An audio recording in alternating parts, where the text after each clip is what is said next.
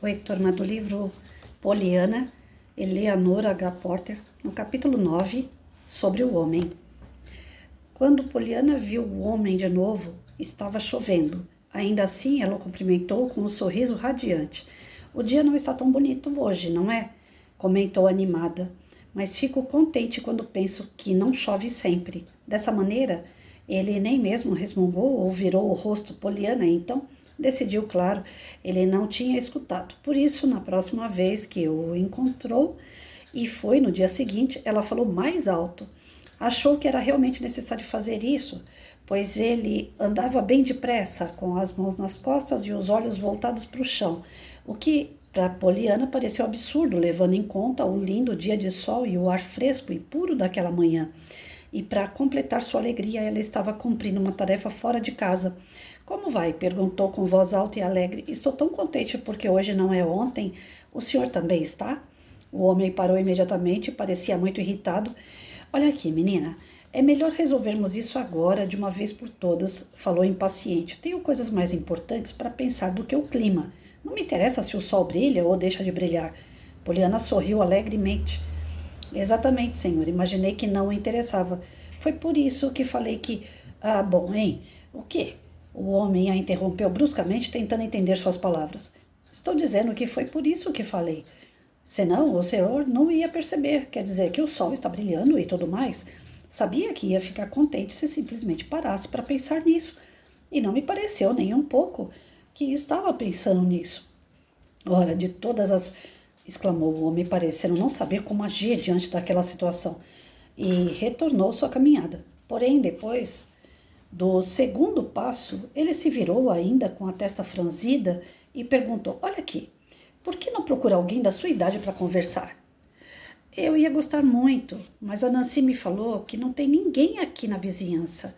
Mas não ligo para isso, gosto muito também de pessoas velhas, talvez até mais. Às vezes, já que me acostumei com as senhoras da igreja. Ora, as senhoras da igreja eu tenho dó. É isso que acha que sou? Os lábios do homem ameaçaram sorrir, mas o franzido na testa ainda tentava mantê-los rigidamente sérios. Poliana riu. Oh, não, senhor, não me parece nem um pouco como uma senhora da igreja, exceto por ser tão bondoso, claro, e talvez até mais, acrescentou cordialmente. Tenho certeza de que o senhor é muito mais legal do que parece. O homem fez um ruído esquisito na garganta. Ora, de todas as... exclamou novamente, enquanto se virava e retomava seu caminho. Na próxima vez que Poliana encontrou o homem, ela olhou diretamente nos olhos com uma expressão tão enigmática e engraçada que ela até o achou simpático. Boa tarde, ele a cumprimentou num tom meio formal. Talvez seja melhor dizer logo que sei que o sol está brilhando hoje. Mas não tem que me dizer isso. Poliana acenou com a cabeça animada. Eu percebi que sabia, assim que eu vi o senhor hoje. Oh, você percebeu? Você percebeu? Sim, senhor. Vi isso nos seus olhos e também no seu sorriso. Ora, ele gemeu e continuou a andar. Depois disso, o homem sempre falava com Poliana e frequentemente era ele que falava primeiro, embora normalmente dissesse apenas boa tarde. Mesmo assim, foi uma grande surpresa para Nancy, que por acaso estava com a menina um dia quando o cumprimento aconteceu. Oi. A figurinha aqui. Ele foi lá fora, aí ele vem grudar em mim aqui para dizer que ele foi lá fora beber água e fazer xixi. Interrompendo a leitura, né, Mike? Mas tá bom, meu companheiro. Ai, cadê? Onde que eu parei? Depois disso, o homem sempre falava com Poliana e frequentemente era ele que falava primeiro. Mesmo assim, foi uma grande surpresa para Nancy, que por acaso estava com a menina um dia quando o cumprimento aconteceu. Misericórdia, Miss Poliana, ela exclamou. Aquele homem falou com você? Sim, claro, ele sempre fala agora. Poliana sorriu. Ele sempre fala? Caramba, sabe quem ele é? Perguntou Nancy. Poliana encolheu os ombros e balançou a cabeça. Confesso que ele se esqueceu de me dizer outro dia. Fiz a minha parte da apresentação, mas ele não. Nancy arregalou os olhos. Ele nunca fala com ninguém, criança. Isso já tem anos, acho. Só fala quando precisa, no trabalho e coisas assim. É John Pendleton.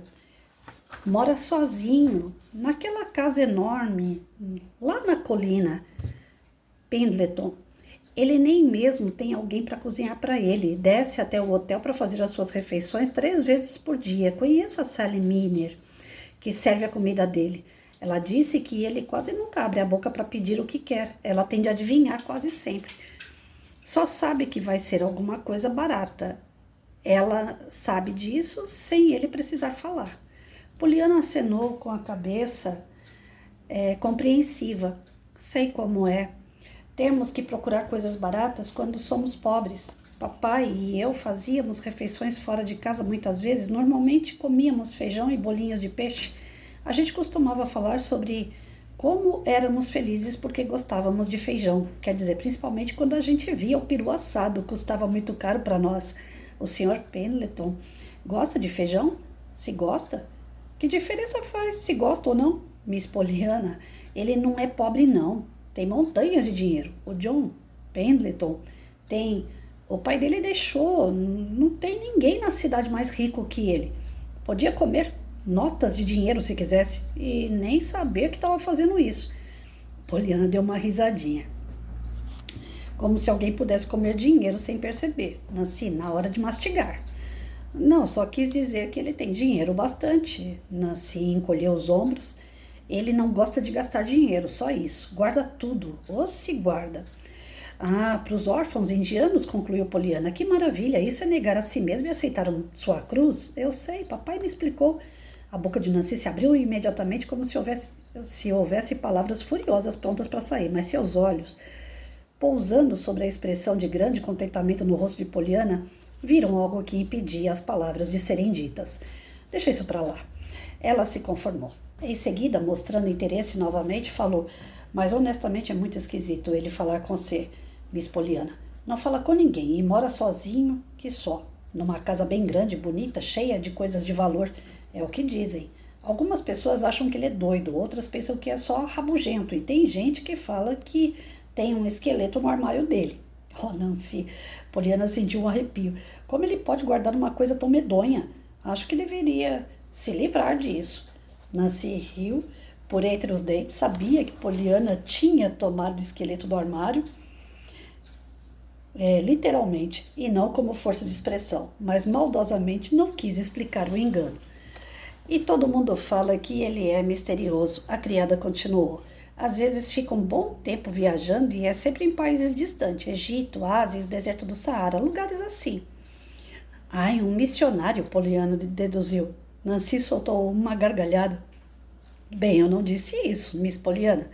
Quando ele volta, escreve livros estranhos, bem esquisitos, dizem sobre bugigangas que encontra nesses países, mas nunca parece querer gastar nenhum dinheiro, pelo menos, para fazer coisas boas. Claro que não. Se está guardando para os órfãos indianos, declarou Poliana, mas é um homem interessante, diferente também, assim como a senhora Snow. Só que ele é um diferente. E acho que é bastante. Foi a vez de Nancy dar uma risadinha. De qualquer maneira, agora estou mais contente porque ele fala comigo, afirmou Poliana satisfeita. Olha, gente, o livro encanta, né? As passagens de Poliana acabam encantando a gente, porque essa menina não tem maldade, essa menina é pura. E ela só vê nas pessoas a pureza da alma de cada uma. Enquanto todo mundo vê a estampa, né? Principalmente aqui nesse caso, né? O senhor... Aí eu não guardo o nome. Peraí, cadê?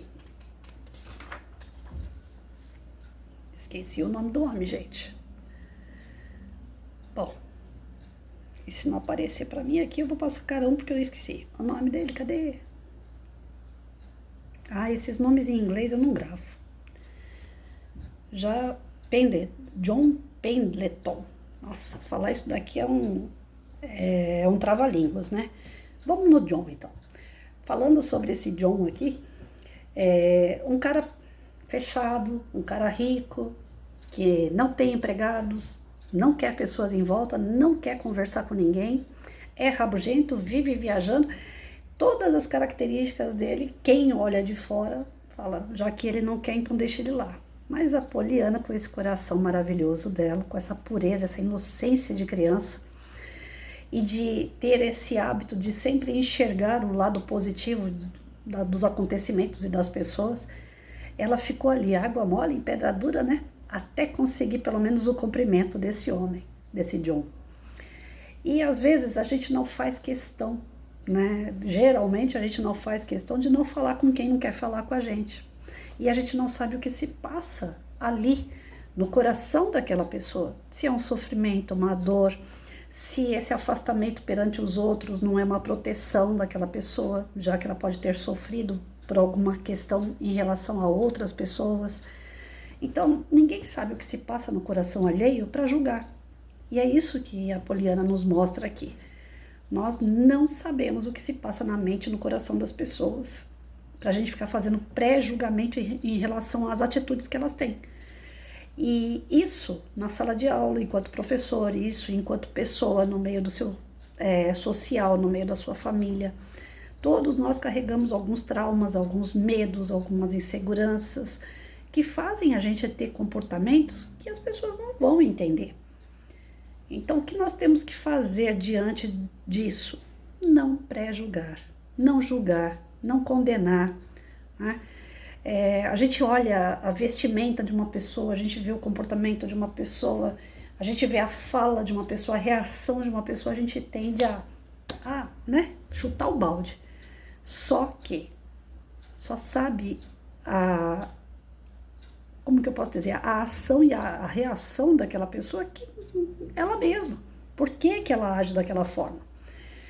Enquanto professora, eu sempre fui vista como aquela professora assim, ignorante, aquela professora chata, aquela professora arrogante, aquela professora autoritária. De certa forma, o que eu vendia de imagem não era totalmente incorreto. Perante algumas pessoas e algumas coisas que ocorriam dentro da educação, eu era tudo isso e muito mais.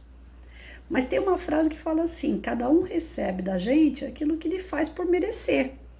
Quem me conhecia a fundo, meus amigos, pessoas mais íntimas, pessoas mais próximas, sabiam que eu era uma professora muito comprometida. Uma pessoa que se doava o máximo para os seus alunos, né? Agora há pouco mesmo eu estava puxando aqui fotos de 2016. Foi uma época que meu pai ficou internado. E eu trabalhava o dia inteiro, né, com exceção de alguns momentos que ele realmente precisava de um amparo maior, aí eu pegava uma licença na escola e corria, ficava com ele no hospital 24 horas. Mas quando estava amenizado, né, a situação dele, mesmo que internado, eu ia trabalhar o dia inteiro, sendo que eu podia pegar uma licença, né, sem data. Algumas licenças que eu peguei nesse período, inclusive, eu não respeitei. Eu ia para o hospital, ficava com ele um pouco, depois eu vinha, dava aula por debaixo dos panos, sem a secretaria saber, e eu na sala de aula com os meus alunos, principalmente em período de avaliação. Eu sempre achei muito importante o professor estar junto com os alunos em período de avaliação, porque é um momento que o aluno se sente inseguro. Pelo menos os meus alunos, eu deixava eles muito tranquilos na hora de fazer uma prova, porque eu falava para eles assim: olha, faça o que sabe. O que não sabe, não adianta querer ficar inventando. É uma prova para saber o que você já tem de conhecimento. Aí eu colocava aquela consciência neles, que não adiantava ficar olhando a folha do colega, né? Aquela conversa toda que todos os professores fazem, só que eu deixava os meus alunos à vontade. Eu sentava e ficava olhando para a cara deles. Falava: se vocês colarem, o problema é de vocês, não é meu. Se aparecer uma prova igual a outra aqui, eu vou anular a prova e 0 para os dois. Mas eu não vou ficar em pé investigando se está colando, se não está colando, porque é uma questão de consciência. Então eu levava esfirra no dia de prova, eu levava sorvete no dia de prova, eu deixava eles bem à vontade, com a consciência no devido lugar. E aí eu tinha medo, em dia de avaliação, o professor entrar e fazer aquele pânico, né? Porque tem professor que gosta de ficar fazendo pânico. Olha, senta direito, olha, fulano tá olhando tua folha. E sabe, algumas ameaças assim, do tipo: se eu pegar, eu vou dar 0... né? E aí é a hora de vocês provarem por A mais B, né? Que vocês são os bons, que não sei o quê. Então eu vi alguns professores fazendo isso.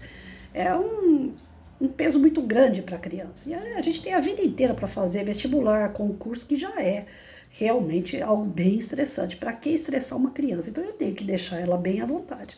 Aí teve um período de avaliação, e aqui olhando as fotos eu falei: nossa, eu não deixei meus alunos nem no período de avaliação deles, né? Não precisava de mim lá para estar explicando alguma coisa, era só eles fazerem a avaliação, mas eu não deixei eles sozinhos. Então, assim, tem coisas que eu não largava o osso. Quando vinha essas avaliações de fora, externa, eu sempre dava um jeito de driblar a situação e ficar perto. Nem que fosse lá na porta da sala de aula, olhando para a cara deles. Olha, eu tô aqui, não vai acontecer nada com vocês. Né? É aquela coisa da mãe que coloca os patinhos tudo embaixo do braço. E eu tô tentando separar essas fotos, né? Eu tô tentando arquivar minhas fotos pessoais e as da profissão.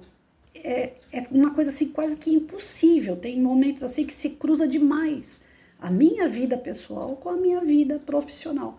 Né? Eu fui pro hospital dar uma força pro meu pai, aí eu volto para a sala de aula, as crianças me dão uma força em relação ao período que eu estou passando de estresse, de preocupação com o meu pai.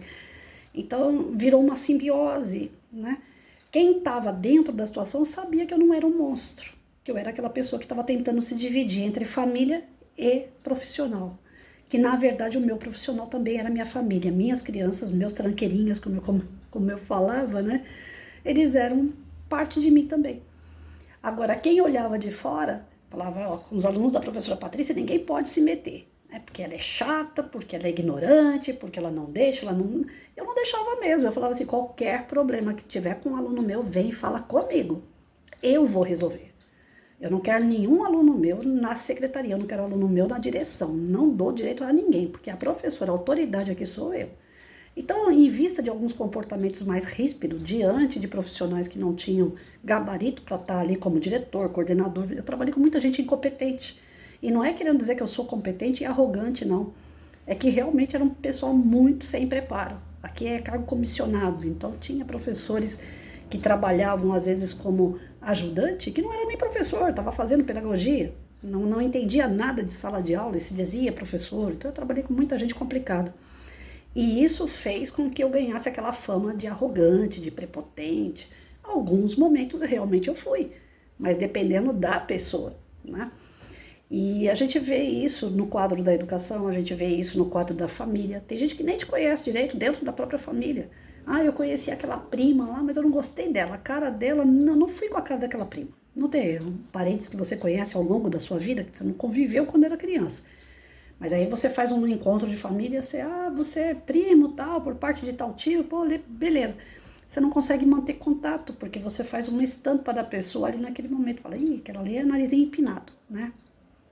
E eu tenho doce para essas coisas, né? Aonde eu vou, as pessoas acham que eu sou um monstro. E faz um raio-x errado da minha pessoa, porque eu não sou perfeita, eu tenho meus defeitos, lógico, mas também não sou tudo isso que pintam, né? Quando eu fui fazer o encerramento da minha carreira no RH, na Secretaria de Educação, as meninas da recepção, que eu nem conhecia, elas falavam assim, professora, a gente conhece a senhora pelos seus projetos. Ou seja, o meu trabalho chegava primeiro nesses setores do que eu. Eu nunca ia lá. Então, elas não me conheciam pessoalmente, mas sabiam do que eu fazia. Então, geralmente, nós somos julgados pelas coisas que nós fazemos, pelas atitudes que nós temos, pela fala que nós temos perante as pessoas.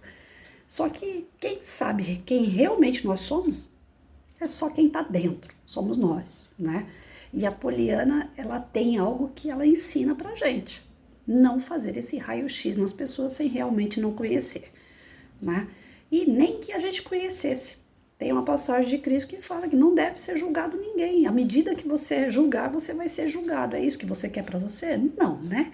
Nós não queremos ser julgados, então também não vamos julgar, né? Tem aquela dinâmica que a gente geralmente faz na educação que fala, olha, enquanto tem um dedo que está apontando para o próximo, tem outro aqui apontando para você.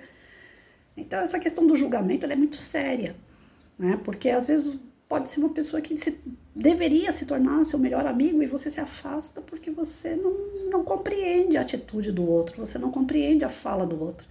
Cansei de ver aluno mais isolado na sala de aula porque ele tinha medo, ele tinha insegurança, ele era filho único, não tinha contato com criança, então chegou na sala de aula com aquele comportamento assim do tipo medo, insegurança pura. E os outros achavam que era um moleque metido, que era um moleque diferente. Aí as crianças no começo tiram barato, né? Fala que é ET, que é estranho. Aí cabe ao professor amenizar toda essa situação e trazer o grupo para perto do garoto, para acolher ele, para que ele se sinta parte da turma. Então, nós temos isso, nós temos condições de fazer a convivência ser melhor, mas a gente sempre olha com os olhos de reprovação. Primeiro a gente reprova. Quantas pessoas, eu tenho certeza que quem está me ouvindo, quantas pessoas vocês não falaram, nossa, não fico a cara daquela pessoa, e de repente se tornou seu melhor amigo. As coisas mudam, mas para isso você precisa conhecer um pouquinho o outro, dar chance dele se manifestar. Caso contrário, é sempre isso. A gente vai olhar, ver pela estampa, vou com a cara, não vou com a cara, é bom, é ruim, de acordo com aquilo que a gente tem de princípio, que às vezes não é grande coisa. Às vezes o problema, essas opiniões que nós temos em relação aos outros, não é nem em relação aos outros, são opiniões formadas dentro de nós. É um reflexo daquilo que nós pensamos que a gente joga no outro. Então, é muito cuidado, né? Muito cuidado nesse momento. E a Poliana está ensinando isso para nós.